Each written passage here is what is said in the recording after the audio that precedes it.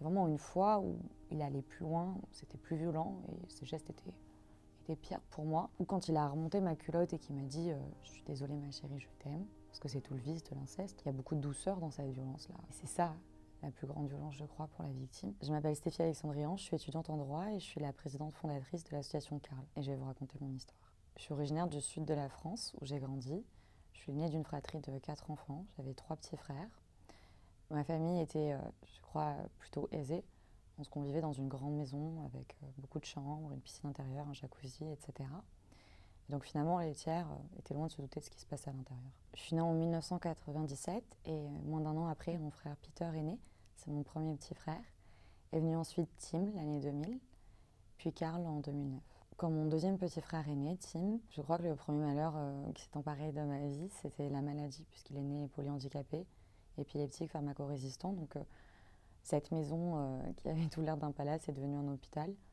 Et ça, je crois que ça a été ma première entrée dans la réalité et dans la vie adulte, parce que très jeune, j'ai dû comprendre qu'on pouvait aimer quelqu'un plus que tout au monde et finalement ne rien pouvoir faire pour lui. Qu'on pouvait perdre les gens qu'on aimait parce que même s'il était là, son espérance de vie, elle était réduite et il pouvait disparaître du jour au lendemain. Ça a été la première chose difficile pour moi, je crois. Est venue ensuite la relation que j'avais avec mon père, ou ce qu'il en a fait, du moins, puisque mon père était incestueux.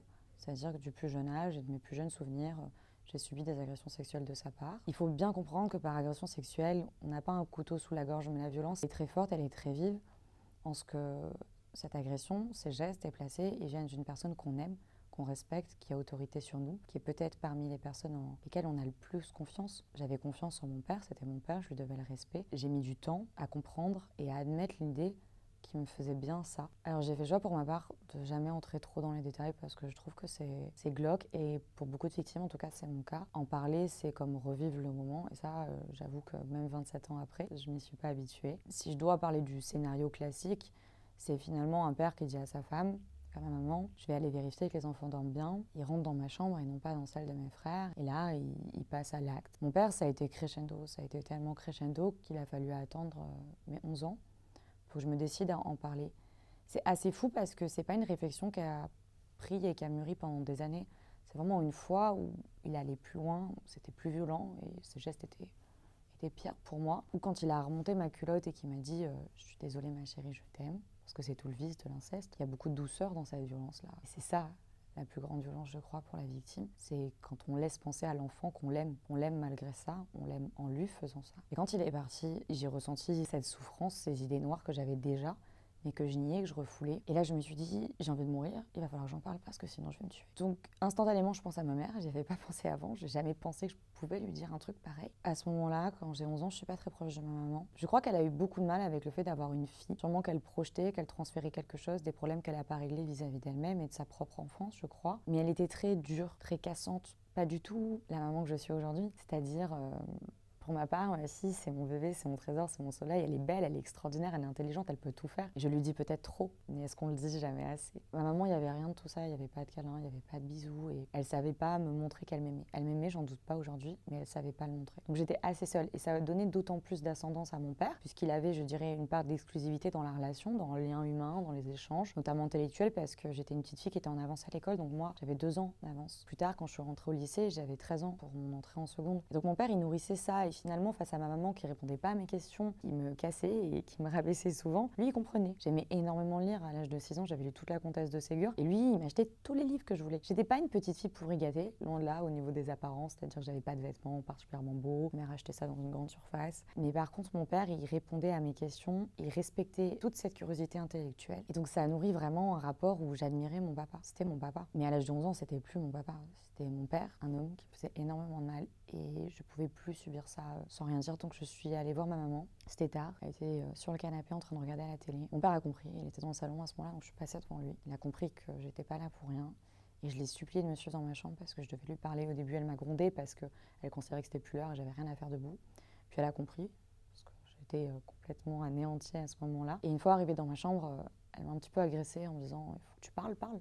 maintenant je t'écoute, ça y est, qu'est-ce que tu vas me dire? Et moi j'ai pas réussi parce que j'avais pas les mots. Comment on fait à l'âge de 11 ans pour expliquer ce qu'est l'inceste, ce que sont les agressions sexuelles, quel vocabulaire j'ai vis-à-vis de la sexualité? J'en avais aucun. Et même si je l'avais eu, je suis pas sûre que j'aurais réussi à dire les mots. Donc je lui dis simplement, maman, c'est papa, elle comprend. Je peux pas dire encore aujourd'hui si elle savait, si elle s'en doutait. Je pense que dans la posture qu'elle avait, dans la situation et le quotidien familial qu'on avait ensemble, de toute façon c'était trop. Elle pouvait pas l'imaginer. Parfois c'est sous nos yeux. Je pense que c'était le cas pour ma maman, mais on veut pas le voir et on ne peut pas le voir parce que c'est en dehors de notre capacité. Quand on annonce à une personne je subis ça, quelque chose de traumatisant, quelque chose de grave, outre l'inceste, souvent la réaction première chez autrui, c'est de se dire je peux pas y croire, c'est pas possible. Et dans le je peux pas y croire, il y a un peu de je ne veux pas y croire. Ma maman, à ce moment-là, assise à côté de moi sur ce lit dans ma chambre, elle pouvait pas ne pas y croire. Je lui disais. Elle a pleuré, ça a duré seulement quelques secondes et très vite, elle a remis ce masque, je le connaissais bien, et elle m'a dit il va falloir que tu te taises. Être possible. En fait, à ce moment-là, ma maman est enceinte de mon dernier petit frère. Très vite, elle me dit qu'il va falloir qu'elle parle avec mon père. Moi, je veux pas qu'elle me laisse seule dans la chambre. À ce moment-là, j'ai 11 ans, donc j'imagine tout et rien. Et puis surtout, je suis dans le déni. Je la laisse aller voir mon père, elle me promet qu'elle va revenir. Et à ce moment-là, j'imagine qu'à tout moment, elle peut le tuer. J'imagine pas du tout ce qui va se passer. Moi, ce que je pense, c'est qu'à ce moment-là, elle va me défendre, elle va me protéger. Et elle revient quelques temps après en me disant qu'il faut que je parle avec mon père. Je dis que c'est pas possible, que c'est du délire. Et c'est vraiment le sentiment que j'ai. Et encore aujourd'hui, pour moi, c'est assez intact. C'est que c'était du délire. C'était pas possible comme réaction. J'y avais pas pensé. Moi, je me suis dit, je vais parler à ma mère, elle va m'aider. J'ai pas envisagé une seule seconde qu'elle décide pourquoi finalement elle m'a contrainte après. Donc je n'ai pas le choix. Elle me demande de pas faire trop de bruit, mes frères d'hommes, etc. Et je me retrouve donc sur le canapé en face de mon père avec ma mère à côté de moi. Et là, j'écoute cet homme en face de moi me dire qu'il est désolé, qu'il a dérapé. Évidemment, ça s'est passé qu'une fois. Ça a duré que quelques secondes. Il le refera plus. C'est mal, c'est vrai, mais ce serait d'autant plus grave si je parlais. Parce que si je parle, alors évidemment ma maman va faire une fausse couche, elle va perdre le bébé. Mon frère Peter, trop sensible, se suicidera. Mon frère malade ira en centre hospitalier, là il n'aura pas les mêmes soins et décédera donc des suites de sa maladie. Et puis en fait je serai responsable de la mort de tout le monde. C'est-à-dire qu'à l'âge de 11 ans, la morbidité elle était déjà présente. Pour moi c'est assez tragique d'y penser aujourd'hui. Une autre particularité dans mon histoire, c'est que j'ai été en partie déscolarisée. Donc en CM1 et en CM2, j'étais au CNED.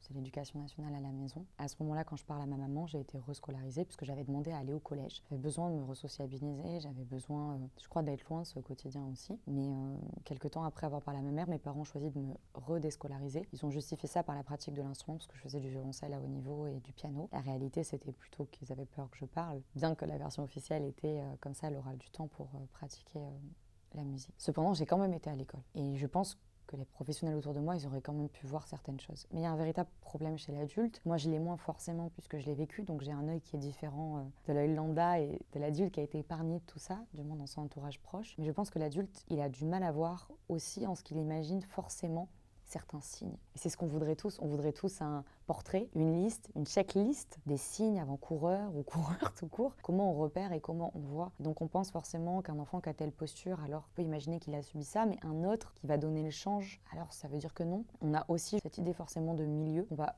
plus difficilement l'imaginer dans des familles un peu aisées socialement. Et ça, on le dira jamais assez. Moi, j'avais eu un échange très intéressant là-dessus avec Camille Kouchner. Il faut le dire, ça n'épargne personne. Il n'y a pas de visage. Le pédocriminel, c'est pas forcément celui qu'on imagine. Il existe aussi. Moi, je fais dans le cadre de mon activité associative pas mal d'accompagnement de victimes et j'ai pu accompagner des victimes au procès de leur agresseur où c'était les guillemets, mais c'était un cliché, un triste cliché.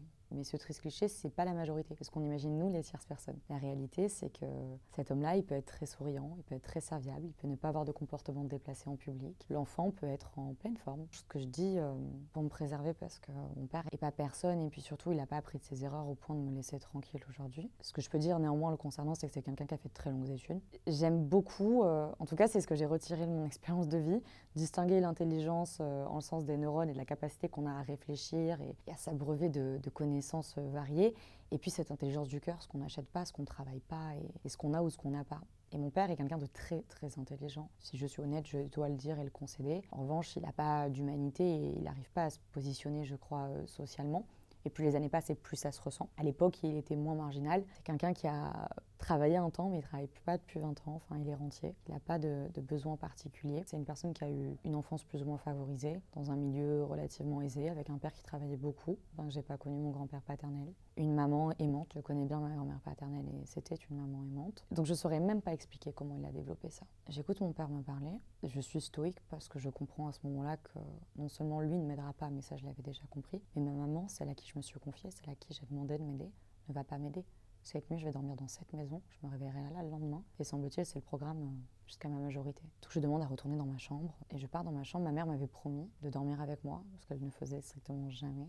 Donc elle a tenu parole, elle m'a rejointe après. Et le lendemain matin, j'avais un cours particulier de violoncelle, donc il a fallu faire comme si de rien n'était. Et j'ai commencé à comprendre dès ce jour-là, l'un des réveils peut-être les plus violents de ma vie, parce que je vais à ce cours de violoncelle et je rentre et je passe par le jardin et donc j'arrive par la terrasse qui avait une baie vitrée qui donnait sur le salon. Et à ce moment-là, j'ai cette scène du père parfait en train de donner à manger à la cuillère à mon frère très malade Tim, alors que moi j'ai l'impression de mourir à l'intérieur. Et je vois ça, cette comédie qui pour moi est juste une tragédie. Et à ce moment-là, j'arrive pas à me contenir et donc je le traite de salaud. Je lui dis t'es qu'un salaud. J'ai jamais parlé comme ça à qui que ce soit et encore moins à mon père. Et à ce moment-là, j'entends ma mère hurler. Elle était juste derrière moi et je sais que je vais prendre très cher. Je pars en courant et elle m'a cogné plus d'une fois. C'est aussi quelque chose que j'avais pas mal refoulé et c'est finalement quelques années après ça que je me suis rendu compte que j'avais aussi subi la violence physique. Mon père me frappait beaucoup plus fort que ma maman, beaucoup moins souvent en revanche. Ma mère, c'était souvent sur des moments d'hystérie, moments où elle perdait le fil et elle n'arrivait plus à se contenir et à gérer la situation. Donc sa réaction, c'était cette violence-là pour me faire taire parce que ce que je lui disais, ce que je lui renvoyais était insoutenable pour elle. Ce dont je vous parle, ça se passe en 2008. Au printemps 2010, mon père sent que je vais parler. C'est pas tant qu'il le sent, mais c'est également qu'il le sait, puisqu'à cette époque-là, moi j'ai accès à MSN, c'était un système de messagerie entre jeunes, et j'ai des écrits avec des pseudo-copines où je me confie plus ou moins et je dis que voilà, je vais devoir dénoncer mon père, faut que j'aille à la police, etc. Donc il sait que je vais en parler. Il sait aussi que ce que j'ai subi, c'est pas ce qu'il raconte lui. Donc ce qu'il fait, et ce qui est très vicieux, mais semble-t-il il a quand même bien joué, c'est qu'il va se dénoncer auprès d'un psychiatre qu'il connaît, parce qu'il sait qu'en se confiant auprès d'un médecin qui est soumis à certains devoirs et à une obligation de signalement, ce dernier n'aura pas le choix que de signaler. Donc des faits qui sont moindres que ce que j'ai subi seront révélés aux forces de l'ordre. Et donc ça suivra une certaine théorie qui est « je ne t'ai pas violée, je t'ai juste agressé sexuellement une fois, je t'ai frôlé, effleuré ». Ce sont ces termes. Donc mon père me convoque dans son bureau, ma mère me dit « il faut que tu ailles voir ton père dans son bureau, il a quelque chose à dire ». Et j'apprends donc de la bouche de mon père « chérie, papa s'est dénoncé ». Il va falloir que tu dises bien ce que papa a dit. Et je sais quelle est sa version. Il me la réexplique, mais je la connais. Dans la foulée, j'ai des problèmes de santé assez importants. J'ai eu une ostéite avec un staphylocoque. Donc je suis hospitalisée en urgence. Donc ma première audition de police, elle se fait à l'hôpital. Et les policiers me posent des questions sur la base des déclarations de mon père. Donc c'est assez facile pour ma part, puisque je n'ai qu'à répondre à ces questions selon ce que mon père a pu me dire, et notamment ma mère. Donc je dis pas plus que je confirme, et ça s'arrête là pour ma part. Et ma version, c'est celle de mon père à ce moment-là. C'est que moi, à ce moment-là, j'ai la pression de ma maman. Ce discours où tout le monde va mourir si tu parles, je l'entends quotidiennement depuis 2 ans. Et donc j'ai pas vraiment le choix à ce moment-là. Et puis mon père, en faisant ce pseudo-signalement vers un psychiatre, il me coupe l'herbe sous le pied. Donc à ce moment-là, je me sens seule au monde. Je me dis que de toute façon, si je parle, on ne me croira pas. Et si je parle, tout le monde va mourir à cause de moi. Alors je parle pas, moi je fais que dire ce que mon père m'a dit de dire et je m'arrête là. Simplement, l'audition d'un mineur doit toujours être filmée. Donc je suis obligée d'aller au commissariat pour une audition filmée. Et à ce moment-là, je tombe sur une OPJ qui fait très bien son travail. Donc cette dame policière me dit « Stéphie, j'ai le sentiment que tu me dis pas toute la vérité. Et tu sais, si tu veux vivre, parce que j'ai le sentiment que tu as envie de t'en sortir, il faut que tu dises ce qui s'est réellement passé. » Forcément, ces paroles, elles résonnent. Elles résonnent parce que je crois que c'est la première fois que quelqu'un s'arrête vraiment sur moi. Je prends dans mes yeux que tout ne va pas si bien et que ce n'est pas rien. Et donc je demande à être auditionnée une nouvelle fois quelques jours après ça. Et lors de cette audition, je raconte. Ce que j'ai à dire aujourd'hui, c'est pas tout ce que j'ai dit à l'époque, parce qu'entre-temps, il s'écoule des semaines, des mois, des années. On réalise encore aujourd'hui, il m'arrive de repenser à des souvenirs et de me dire waouh, ça non plus, c'était pas ok du tout. Parce qu'on enfouit en soi, qu'on banalise, parce que ça l'a été autour de nous, les grandes personnes qui avaient à charge de nous préserver, et ça prend du temps avant de décanter. Mais à ce moment-là, je sais déjà que je t'ai de nombreuses choses, donc je raconte beaucoup plus en détail. Moi, je parle pas d'agression sexuelle, je parle de viol. Du moment où je parle à ma maman, elle me promet qu'elle me protégera, qu'il se passera plus rien de tel. Mon père me dit qu'il ne fera plus rien. Il a pas recommencé comme il a pu faire par le passé, mais il était très très limite. Je donne un exemple, mais j'étais en pleine puberté, il a pu avoir des gestes envers ma poitrine, etc. Des paroles ambiguës, des positions. C'est de l'inceste. Ce que m'a dit cette dame, ça a fait son chemin. Parce que quelques jours après, j'ai demandé à être réauditionnée. Et là, j'ai raconté tout ce que je n'avais volontairement pas dit. Et au fur et à mesure aussi de ce que je pouvais lui confier, en voyant ses réactions, il y avait plein d'autres choses qui me revenaient, des gestes de violence que je n'avais pas mentionné. Et non pas tant pour les cacher, mais parce que c'était banal pour moi. Et plus je parle, et plus je la vois se décomposer devant moi, et plus je comprends à quel point c'est pas du tout normal. Je comprends que c'est grave. Je pense que pour une victime, c'est à la fois très rassurant de voir dans le regard d'autrui et de la grande personne, de l'adulte, que ce qu'elle subit et ce qui l'a fait souffrir n'est pas normal, que cette personne n'a pas le droit de nous faire ça. Et en même temps, ça l'est pas du tout, parce qu'à ce moment-là, on comprend qu'on est vraiment une victime, on comprend qu'on a subi des choses très très graves, et on n'a pas du tout envie. On n'a rien demandé. Ça, c'est un petit peu ce que j'ai vécu, ce que j'ai ressenti ce jour-là. Elle m'a touchée, cette dame. Je pense qu'elle a contribué au premier pas que j'ai vraiment fait vers la résilience, d'admettre et de comprendre que j'ai pas apporté le poids de tout ça. Parce que jusqu'ici, je me sentais responsable. Tout reposait toujours sur mes épaules, non seulement ce que j'ai subi, le silence autour de ça. La culpabilité, parce que quand on nous demande de nous taire, c'est comme si on avait quelque chose à cacher, comme si on avait fait quelque chose de mal. J'avais rien fait de mal, c'était pas à moi de me taire. Donc la procédure suit son cours, avec ce petit détail qui est que mes parents avaient prévu de m'envoyer au Mexique pour apprendre la langue. Par rapport à mon frère qui était malade, on avait des garçons et des filles au pair. Ce sont des personnes généralement issus de pays étrangers qui viennent pour apprendre la langue, s'occuper des enfants, etc. On a eu un garçon au père mexicain, donc j'étais partie là-bas pour presque 3 mois. À la fin de ces vacances, moi j'ai très peu de contact avec ma mère, j'en veux pas. Donc les derniers jours, la famille chez qui j'étais m'a pas laissé le choix. En fait, ils m'ont enfermée dans la chambre, ils m'ont dit tu prends ta mère, c'est comme ça. Et ma mère m'avait dit tu verras, ce sera moi à l'aéroport. Donc je savais pas qui m'attendait, j'avais très peur que ce soit ma mère parce que je voulais pas retourner vivre chez elle. Parce que à ce moment-là, ma maman est du côté de mon papa. Elle prend sa défense, elle est d'accord avec sa version et je peux pas à ce moment-là avoir des relations avec ma mère, je n'en veux pas. Cette jeune fille de 11 ans qui se confie à sa maman et qui lui demande de l'aide est devenue une jeune fille de 13 ans qui a subi 2 années avec une maman qui lui a montré qu'elle pensait pas à elle, qu'elle n'était pas là pour elle. Donc j'ai pas du tout de haine ou de rancœur, de volonté de revanche ou autre, mais je sais que je peux pas compter sur elle et je sais que j'ai plus à accepter ça. Donc à l'aéroport, j'ai beaucoup de stress, beaucoup d'angoisse, je prends un vol accompagné. Et quand j'atterris à Marseille-Provence, c'est comme dans les films puisqu'il y a une barrière, il y a la police et là on m'explique que je vais être conduite dans un endroit et c'est seulement une fois dans la voiture que 2 dames qui étaient issues de l'aide sociale à l'enfance, c'est l'ancienne DAS, elles m'expliquent gentiment que je vais aller dans un endroit où je serai en sécurité. C'est une solution d'urgence, que c'est temporaire, que ça va pas durer longtemps. Donc j'atterris là-bas et là je suis complètement désorientée. J'ai une chambre avec des barreaux aux fenêtres, un lit avec un matelas en plastique, c'est très glauque. Et je comprends pas trop ce que je fais là et en même temps je suis extrêmement soulagée parce qu'au moins je suis pas chez mes parents. Peu de temps après, je rencontre ce qui aura été mon avocat, mon administrateur ad hoc également, puisque mes 2 parents étaient, je l'ai appris par la suite, mais donc mis en examen, ce qui fait qu'aucun de ces 2-là ne pouvait me représenter durant la procédure, qu'on a désigné une tierce personne professionnelle pour les représenter ou représenter mes intérêts. Et je rencontre mon juge des enfants. C'est l'ancien président de la CIVIS, qui est la commission qui a été créée par l'ancien gouvernement Macron, qui perdure ce jour, sous une nouvelle version. Donc c'était le président de cette commission qui avait vocation à lutter et à instruire autour de cette problématique que sont les violences sexuelles faites aux enfants. Ça a été mon premier juge. Il a été là en ce qui m'a cru, mais lui c'était un juge civil. Il faut bien distinguer le juge des enfants, au même titre que le juge des affaires familiales, du juge pénal qui lui vient réprimer, sanctionner, etc. Donc lui il était là que pour décider où je vis, qui j'ai droit de voir, etc. Mais ce qui me gêne beaucoup, c'est qu'il ne s'est pas véritablement préoccupé de mes frères. En 2010, je suis placée en foyer. Mes petits frères restent avec ma maman. J'apprends dans la foulée que mon père a été incarcéré pendant mon séjour au Mexique, juste avant que j'atterrisse en France, en détention provisoire. J'apprends qu'une instruction criminelle a été ouverte, puisque moi j'ai dénoncé des faits de viol. Et donc pendant 1 an, je vais vivre dans ce foyer à Vitrolles, à me faire taper dessus, parce que là-bas, je découvre une autre forme de violence, la violence sociale. D'une certaine manière, dans mon malheur, j'avais été préservée. J'avais été préservée de rien, sauf de ça. Et donc là, je découvre ce que c'est que d'être mélangée avec des jeunes de tous les âges, des mineurs victimes, surtout des mineurs délinquants. Donc je me prends des assiettes au réfectoire, je subis aussi certains éducateurs ou éducatrices peu pédagogues et peu gentils. Moi je suis un ovni dans tout ça. J'ai 13 ans, je dois entrer en classe de seconde, je vais faire de grandes études, je veux réussir dans la vie, je démords pas de ça malgré tout. Autour de moi on me dit ça va, tu peux faire un CAP.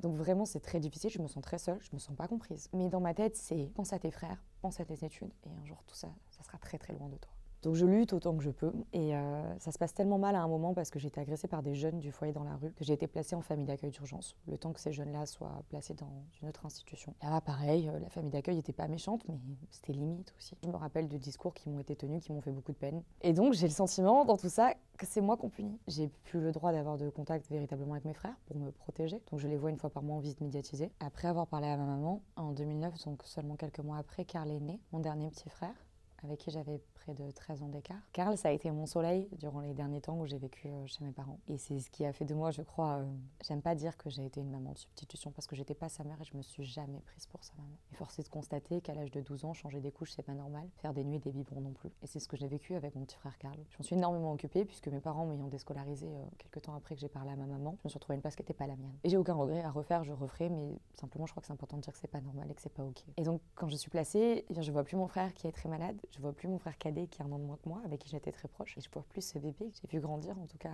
quotidiennement pendant ses premiers mois de vie. Donc pour moi, c'est très dur psychologiquement. Mes frères, ils vivent avec ma mère qui va au parloir voir mon père, qui amène mes frères voir mon père au parloir, qui va laver le linge de mon père au Baumette à Marseille. Donc moi, je suis vraiment dans tout ça le vilain petit canard. Et surtout, je suis pas aidée par le système. Ce qui m'a, je crois, beaucoup aidée durant cette première année de placement, ça a été l'école. J'étais en seconde, j'étais pas dans un lycée extraordinaire, mais je me suis fait de très bons amis à Vitrolles. Et de maintenir ma scolarité dans ces conditions assez chaotiques, ça m'a beaucoup aidée. m'aider. Mais c'était quand même difficile pour moi parce que je devais encore sauter des classes et je me retrouvais là en seconde. J'avançais pas dans ma vie comme je voulais avancer, donc j'avais vraiment le sentiment de payer très cher le prix de ma parole. Au bout d'un an, j'obtiens de changer de foyer. À l'origine, ils voulaient m'envoyer dans un foyer spécial pour jeunes filles victimes d'abus sexuels. C'est la maison Jean Bru à Agen, donc très très loin. Moi, je refuse, j'ai fait la grève de la parole. Parce qu'à ce moment-là, je suis pas ce que je suis devant vous, là, d'une jeune femme qui a pas envie qu'on sache qu'elle a été agressée par son père. Je veux pas de cette étiquette, je veux pas que ça se sache, je suis pas prête à assumer et je suis pas prête à ce qu'on me colle des préjugés sur ce que je peux être, comme si ça faisait de moi absolument tout ce que je suis, alors que c'était pas le cas. Donc je refuse ça et je refuse aussi ça, parce que ça m'éloigne de tous les gens que j'aime et c'est la double peine. Pourquoi à moi de m'exiler?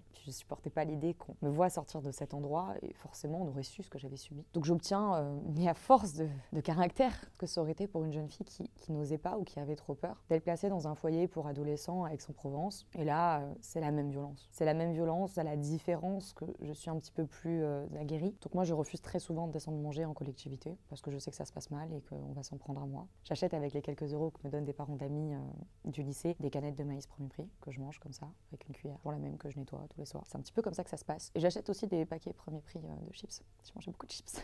À cet âge-là. Au moment où je suis dans ce nouvel établissement, je suis en classe de première. L'instruction criminelle est terminée et il est décidé de renvoyer mon père pour des faits de nature délictuelle, c'est-à-dire que le viol est partenu. Alors ça, c'est assez fréquent, ça l'est encore aujourd'hui malheureusement, mais ça l'était d'autant plus à cette époque, en ce que c'était très compliqué d'avoir de la place en cour d'assises, ça coûte très cher. On n'a pas la garantie, dans le cadre d'assises, que la personne soit condamnée, puisqu'on a des jurés, ce qui n'est pas le cas devant un tribunal correctionnel. Et puis on a aussi cette problématique que monsieur était placé en détention provisoire, donc il y avait urgence à ce qu'il soit jugé, puisque c'est une privation de liberté, avant même une condamnation. Donc c'est quand même une vraie question en droit français et en droit, je crois, de manière très large. Et à ce moment-là, je suis conseillée par mon avocat, mon administrateur ad hoc, et tous deux me disent que je ferais mieux d'accepter.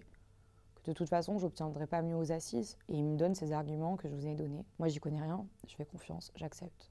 Avec du recul, je ne suis pas certaine que j'aurais dû accepter ça. Parce qu'aujourd'hui, où est mon hymen, on ne sait pas. C'est-à-dire que certes, j'ai été reconnue victime, mais pas pour ce que j'ai dénoncé. Pour moins que ça. Alors je dois m'estimer heureuse quand on sait le nombre de dossiers et de plaintes classées sans suite, mais il n'y a pas de demi-mesure. J'ai été victime de ça, pourquoi il a été condamné pour moi? C'est une vraie question. Donc dans mon malheur, j'ai cette chance. Il est condamné. Il est si bien condamné qu'il prendra 3 ans. 3 ans de détention assorti d'un sursis de 2 ans. Ce qui signifie qu'il est sorti le soir même du procès. Il est rentré au Beaumet, il a fait ses affaires et il est sorti. Parce qu'il avait déjà effectué 1 an de prison, donc il était libre. Moi par contre, on m'a ramené au foyer.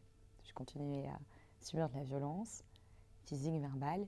Et là, j'ai commencé à aller vraiment très mal. Très mal parce que c'était la double peine. J'ai fait tout ce qu'on m'a demandé. J'ai pas arrêté d'écrire dans mes cahiers à l'époque, et je les ai encore. Je crois en la justice. Il faut faire confiance en la justice. J'étais disciplinée. J'avais 13-14 ans. J'étais naïve. Je connaissais de la justice qu'on apprend à l'école, pas ce qu'on voit dans les médias aujourd'hui. Et donc je me suis sentie vraiment abandonnée par le système et pas du tout entendue. Et puis on me rabâchait tout le temps, il faut du temps Stéphie, les dossiers c'est long, telle personne doit faire une note, etc. Enfin j'étais vraiment tenue à des questions administratives assez ridicules. Et ce qui est important je crois de préciser, c'est qu'entre-temps moi j'avais renoué avec ma maman. Parce que ma maman, quelques semaines avant le procès, elle a demandé le divorce. Elle a choisi d'avoir un autre avocat que celui de mon père, puisque jusqu'alors ils avaient le même. Et elle a demandé le divorce. Elle a dit moi c'est ma fille qui est importante. Je crois que le changement de position de ma maman, il est assez simple à expliquer. Je pense qu'on peut prendre l'exemple de la relation toxique, quelle qu'elle soit. Quand on se sépare, sur le coup, on ne se rend pas vraiment compte. Et elle, il y a une séparation de fait, puisqu'il a été incarcéré, donc qu'elle ait voulu ou pas, ils étaient séparés matériellement, de corps du moins. Et ensuite, il y a une séparation, je pense, qui s'est effectuée plus au niveau psychologique, sur le temps, où elle a pu décanter et elle a pu réaliser ô combien c'était pas normal. Et ô combien il n'y avait pas de retour en arrière possible. On ne peut pas admettre ça, on ne peut pas le pardonner, on ne peut pas passer outre, on ne peut pas faire comme si de rien n'était. Il n'y a pas du juste milieu en matière d'inceste.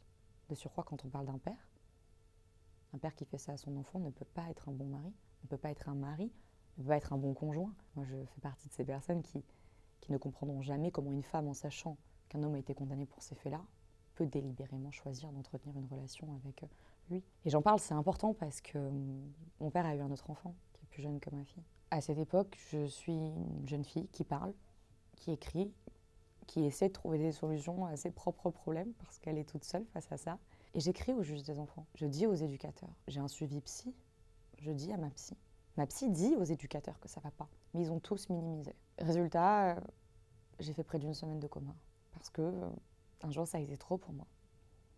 C'est pas un coup de tête, un coup de folie. Je crois qu'il faut véritablement arrêter de vendre le suicide comme quelque chose qui nous traverse forcément, qui nous dépasse et qui nous prend comme ça. ça peut se passer de la sorte, mais ça peut aussi se passer autrement. Et dans mon cas, c'était vraiment une anesthésie qui durait depuis des mois. C'est-à-dire que j'ai toujours pensé à passer à l'acte, mais j'ai toujours lutté contre ça. Et ce qui me retenait, c'était mes frères. J'aimais mes frères, je ne pouvais pas leur faire ça.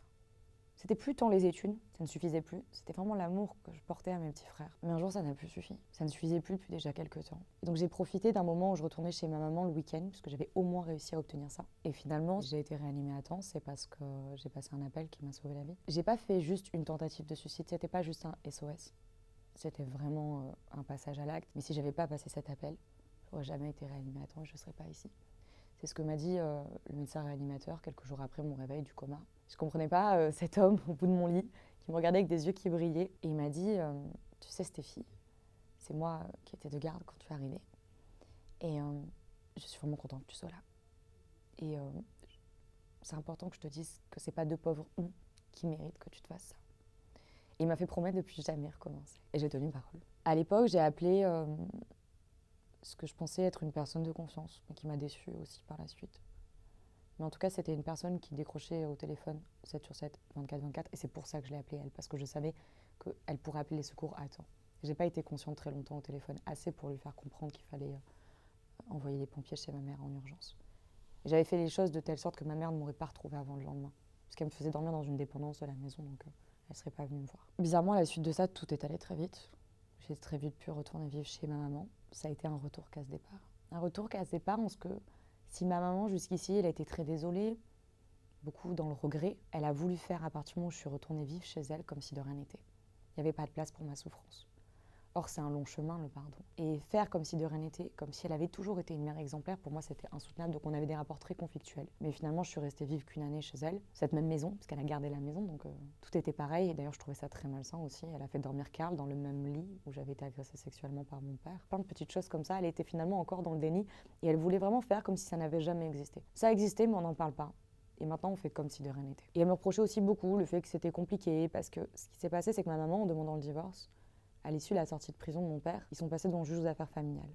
Mon père, il a obtenu un week-end sur deux la moitié des vacances sur mon plus jeune frère Karl, qui à cette époque-là avait 2 ans. Donc on a d'un côté une jeune fille qui est placée en foyer, qui a été reconnue victime pour des faits graves d'agression sexuelle. Certes, ils n'ont pas reconnu le viol, mais ils ont reconnu les agressions sexuelles. On a d'un autre côté l'agresseur en question, le père incestueux, qui obtient un week-end sur deux la moitié des vacances. On ne met pas d'éducateur en place, pas de mesures d'assistance éducative. Et c'est un petit peu ce que je reproche aussi à ce système, cette incapacité à s'introspecter, à reconnaître qu'on peut être défaillant. La justice, elle est rendue par des humains, donc forcément elle est faillible. Mais le fait qu'elle soit faillible, ça la rend aussi perfectible. Et je ne vois pas comment on peut perfectionner un système si on ne reconnaît pas soi-même ses erreurs, ses manquements, ses failles. Sachant que dans mon cas, je considère que la responsabilité, elle n'est pas une seule et unique personne. On a un responsable, c'est mon père, et on a un système, on a une chaîne de professionnels qui ont failli. Quand je retourne vivre chez ma maman, je passe beaucoup de temps avec mes frères. C'est ce qui me rend heureuse, c'est ce qui me permet d'être en forme, d'être là. Je passe beaucoup de temps avec Karl, je m'en occupe beaucoup. Et j'obtiens mon bac, tant bien que mal dans tout ça, un bac général, à l'âge de 16 ans. Et je ne sais pas ce que je veux faire moi à ce moment-là. Je n'ai pas de parents pour me conseiller. Ma mère n'a pas fait de longues études, à la différence de mon père, c'est quelqu'un qui vient d'un milieu défavorisé. En tout cas, elle n'a pas les connaissances nécessaires pour m'accompagner, et puis je pense qu'elle n'a pas vraiment fait le nécessaire à ce niveau-là. Elle n'a pas fait ce qu'il fallait pour me donner les bons conseils. Elle ne connaissait pas vraiment les cursus.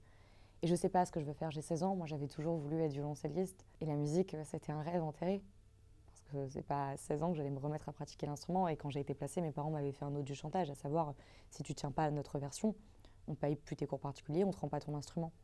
Donc j'ai été privée finalement de cette pratique qui était plus qu'un hobby, c'était vraiment ma passion. Et donc j'ai 16 ans, un bac en poche, et je ne sais pas ce que je veux faire, donc je pars en classe d'Hippocagne, prépa littéraire, parce que je me dis comment je ne m'enferme pas dans un cursus, et j'aurai le choix. Et ça se passe pas bien. Ça se passe pas mal en ce que j'aime pas ce qu'on m'apprend, en ce que je suis pas intéressée ou j'ai de mauvais résultats. Ça se passe pas bien en ce que j'ai l'impression de voir beaucoup de gens un peu comme mon père, très imbus d'eux-mêmes, pas tant dans ma promotion, mais beaucoup au niveau des professeurs. Et vraiment, j'en ai un très mauvais souvenir. J'ai le souvenir de personnes. Alors voilà, moi j'ai fait une école normale supérieure, moi j'ai fait telle école. Et moi je me suis dit, j'ai pas ma place ici, j'ai pas du tout envie d'être là. Et puis finalement, est-ce que je tenais vraiment à présenter ce concours Pas véritablement. Donc j'arrête. Et au moment où j'arrête mon année d'Hippocagne, c'est le début du printemps. Et j'entretenais depuis quelques mois une relation avec un homme plus âgé. À ce moment-là, moi j'ai pensé que c'était le prince charmant. Il était beau, il était gentil, il était surtout très correct. Il m'aimait, il savait ce qu'il voulait. J'étais la seule qui faisait battre son cœur. Il était resté seul suffisamment longtemps pour le reconnaître et savoir avec qui il voulait s'engager. Et j'apprends que je suis enceinte. Je précise que j'ai jamais oublié ma pilule. Donc c'est vraiment pas quelque chose que j'ai provoqué, consciemment ou inconsciemment, mais je suis enceinte. Et ce que des personnes appelleront un accident est devenu ce qui a été ma plus belle surprise et je crois mon plus beau choix sur Terre, à savoir ma fille. Et je choisis de garder cet enfant. J'entre volontairement pas dans les détails sur ce que j'ai pu vivre avec le père de ma fille parce que je considère que c'est aussi l'histoire de ma fille et je me dois de la préserver et de lui laisser le choix. Ça lui appartient également. Mais ce que je peux dire, c'est que c'est une histoire qui m'a fait énormément souffrir. J'ai beaucoup souffert. Et je suis partie quand ma fille avait 2 ans. J'ai demandé le divorce. Ça a été une décision difficile. C'est très difficile, d'autant plus, et ça je crois que toutes les personnes qui ont eu des schémas familiaux un peu complexes, elles s'identifieront, mais quand on a eu le modèle familial brisé, on met un point d'honneur à ne pas le reproduire d'une manière ou d'une autre. C'est-à-dire que pour moi, c'était particulièrement important que ma fille ait son papa et sa maman ensemble. J'aurais été prête à accepter tout et n'importe quoi pour ça. Et donc j'ai vraiment fait beaucoup pour que ça se passe ainsi. Et il m'a fallu du temps pour admettre que c'était voué à l'échec et que finalement, préserver ma fille, me préserver, c'était partir et quitter cette relation toxique. Aujourd'hui, ça fait 7 ans que je suis séparée, divorcée même. Parce que j'ai demandé le divorce, j'avais 20 ans. Je considère que c'était la bonne décision. Et c'est une décision qui m'a beaucoup coûté, en ce que, ça je crois que je peux le dire, malheureusement, j'ai pas les meilleurs rapports du monde avec mon ex-mari. La coparentalité, c'est-à-dire cette entente parentale qu'on doit avoir en tant que parents séparés, et j'insiste sur le mot doit, c'est un devoir. Eh bien, elle n'est pas optimale, elle est complexe, et forcément, ça fait souffrir ma fille. Je crois, à l'époque, quand j'avais 16 ans, que j'ai reproduit un cliché. À l'époque, à l'âge de 16 ans, j'ai reproduit un cliché. J'aime pas le dire parce que je sais que souvent les gens, quand ils m'entendent, ils se disent « Waouh, c'est un ovni, cette femme ». Mais la réalité, c'est que sur certains plans, et notamment sur celui-ci, qui est ma vie amoureuse de l'époque, j'ai reproduit quelque chose. J'étais pas apte à l'âge de 16 ans à choisir avec qui j'allais faire ma vie. J'étais pas apte à véritablement savoir si une personne elle est saine pour moi, si la relation même est saine. Et j'étais vulnérable. Le problème, c'est que je me suis tellement battue seule, je pense que j'ai voulu me persuader à l'âge de 16 ans que j'étais apte. Et là-dessus, je ne veux pas dire apte à être maman, parce que la preuve en est, je crois que j'ai été une mère. Enfin, ma fille le dira plus tard à sa majorité, mais je pense que j'ai été une bonne maman et que j'ai été capable en tant que maman. Le problème, il n'est pas là. Mais je me suis retrouvée dans une relation où forcément on accepte plus que ce qu'on doit. Parce que quand vous avez manqué d'un père, d'une mère, qui sont finalement ces personnes destinées à nous apprendre quels sont les interdits, personne n'a le droit de te faire ça, tu as de la valeur, tu es importante, ça c'est pas ok. Si un jour on te fait ça, il faut partir, etc. Moi, j'avais pas eu tout ça. Et ma référence, elle était très basse. Il n'y avait aucune limite dans ce que j'ai subi enfant. Donc elle est où la limite? Est-ce que finalement je le mérite pas? Donc moi, j'ai longtemps pensé que j'avais mérité de subir tout ça. Après encore. Et je me suis sentie très isolée, très seule. Et je sais que quand je me suis séparée, on m'a reproché d'avoir traîné, de ne pas être partie plus tôt. Il a fallu que je me justifie encore aujourd'hui. Et moi, j'ai envie de dire, j'ai fait ce que je pouvais à l'âge de 20 ans, toute seule. Je faisais 15 kilos de moins. Je crois que c'est déjà bien beau d'être partie, d'avoir réussi à faire ce que j'ai fait par la suite. Parce que la suite, elle n'est pas rose non plus. À l'issue de ma séparation, j'ai fait le choix de m'installer à La Ciotat, là où habitait ma maman, avec mes petits frères. Notamment mon petit frère Tim, qui était très malade, et mon petit frère Karl, puisque mon frère cadet Peter était parti aux États-Unis faire ses études, où il vit depuis d'ailleurs. Et je fais ce choix, notamment à la demande de ma maman, qui me dit « C'est bien si tu viens t'installer à côté, on sera dans la même ville, on pourra s'entraider pour les enfants », puisque ma fille et mon petit frère Karl avaient même pas 5 ans d'écart, donc ils étaient très proches, ils étaient comme frères et sœurs. Ma fille l'appelait tonton, mais c'était vraiment une petite sœur avec son grand frère, en tout cas dans l'affect, c'était ce qui les unissait tous les deux. Et donc pendant 2 ans, je vais être très proche de ma maman. Je m'étais déjà énormément rapprochée de ma maman à l'issue de la naissance de ma fille. Mais elle, je crois que ce qu'elle attendait vraiment, c'était que je me sépare, parce qu'elle ne cautionnait pas ma relation de l'époque. Et donc je me rapproche d'elle, et surtout j'assiste au quotidien. Parce que là, je vois mes petits frères tous les jours, je vois Karl au quotidien, je vois maman au quotidien. Et donc je découvre, je dirais pas rapidement, mais au fil des mois, que ma maman est alcoolique, qu'elle a un problème avec l'alcool, une dépendance. Et c'est très dur à admettre, c'est très dur aussi à réaliser, parce que c'est l'alcoolisme caché. C'est pas 2 litres de whisky, mais c'est le vin, le champagne. Ça se passe le soir. Moi, j'habite pas chez ma maman. On se voit très souvent. On se voit notamment le matin pour l'école de ma fille, ou si je l'aide aussi pour Karl, le soir, mais je suis pas là au quotidien et surtout la nuit. Et en fait, elle boit le soir. Et ensuite, elle va dormir.